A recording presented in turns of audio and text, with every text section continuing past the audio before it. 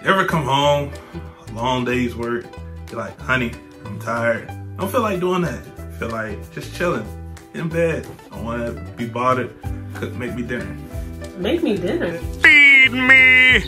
Feed me! Make me dinner. What? That's it. Well, if you're thinking about this is a good reason why you should watch this video.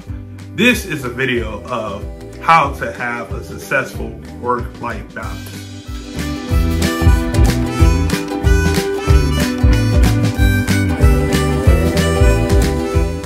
Welcome back to the channel, welcome back to the vlog.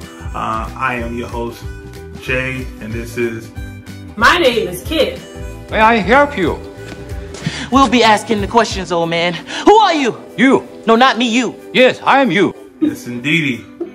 And we're here to bring you a wonderful new topic to our channel of what is work-life balance and what is important to you. So for us, on my perspective, the reason why I feel like it's important, or the reason why I feel like it's important for me to bring this video to you, is for my family, I want to make my wife feel important. She's your queen to me. I want to make my wife feel like she matters to me outside of my Lord and Savior. And I don't want to show that I value my job. I value like my friends, my coworkers more than her. So the reason why it's important is because I want to keep not only my home happy, but I want to keep her happy. The reason why I married her is she makes me happy, and I am very, very proud to call her my wife. She's my wifey for lifey. She's my rock. She is, you know, what keeps me going. She's the reason why I go to work, because I want to be able to provide, keep a shelter, and bring food to the table and buy her a nice thing.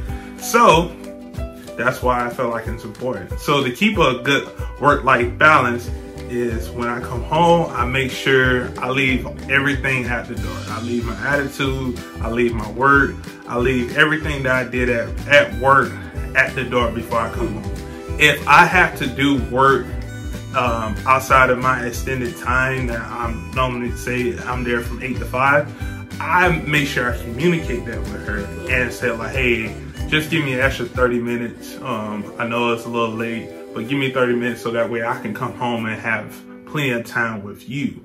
So having that communication is the key. Having communication so that way I can come home and say like, hey, I'm going to make sure I'm spending this time with you. I want to make sure I keep my relationship positive and we can have a great night. And maybe I can probably get lucky tonight. Seriously? I love me Lucky Charms. They're magically delicious. So that's why I feel like that's my perspective of work-life balance. And I will interject and say before I get into mine that I think grace allows an extension for his 30 minutes. So if Jay comes to me and he says he's gonna need an extra 30 or 45 minutes, whatever it is, I just go ahead and extend about an hour, hour and a half, because I'm gonna come at the 45th second and be like, so it's 3:30, what's going on? I just learned over time, and I'll communicate that with him like, hey, no problem, take your 30 minutes. I'm actually gonna go ahead and watch a 2-hour show. I'll just come back. So I know by that 2 hours, and he knows as well, like, like, you have this whole extension, like, it's time. For me, I have always been in business operations. So for anyone that knows that particular field, and I had to give myself a timer because I can talk, so that's why I'm looking down. If anyone knows that particular field, it's up and down, right? You're basically running the operations for a business. So if you operate in a 24-hour business, that role really never shuts off. People will call you all times of the night. And it's just a part of the business, right? It's a part of being relevant to your industry. So what I've learned and something that I practice is My last commute was about an hour. So I would just take that time to put on worship music as I'm, you know, leaving out of the office, headed home. If there's a place I wanted to stop to get maybe like a favorite food or like some coffee, whatever I felt like I needed to do to kind of wind down from the day before I walk into the house, like I will take that hour to do it. If I just have to sit in the car before walking in the house for 30 or 45 minutes just to kind of relieve myself from that day so I'm not bringing that residue into my marriage or into our home, I will do that. And I absolutely make sure that our home is peaceful. So if there is an opportunity to bring unpeace in this house, it's getting shut down.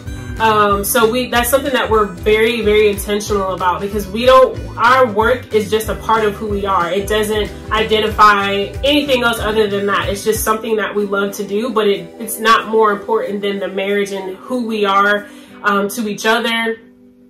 And that stress is just for that moment, right? It doesn't need to be carried over for hours and to days and those type of things. And that's also, just as an aside, how we handle conflict in general in our marriage. Like you have to deal with it in order to keep the peace in your home. So it's the same thing. You have to release it, deal with it, and then make sure your spouse doesn't have to suffer the consequences for the day that you had at work. So yeah, it's been 4 years and it's been working great for us. So in summary, it's important to know when to turn it on and turn it off to make sure you have that perfect work-life balance between your work life and your family, and make sure that you keep your family first and put your work second. So that way you can have a peaceful home like ours and you can be happy and heavily in love.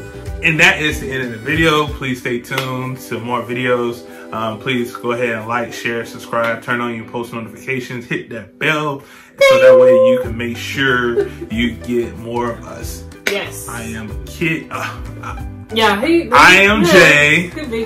This is Ken. And this has been your video. Peace. Bye.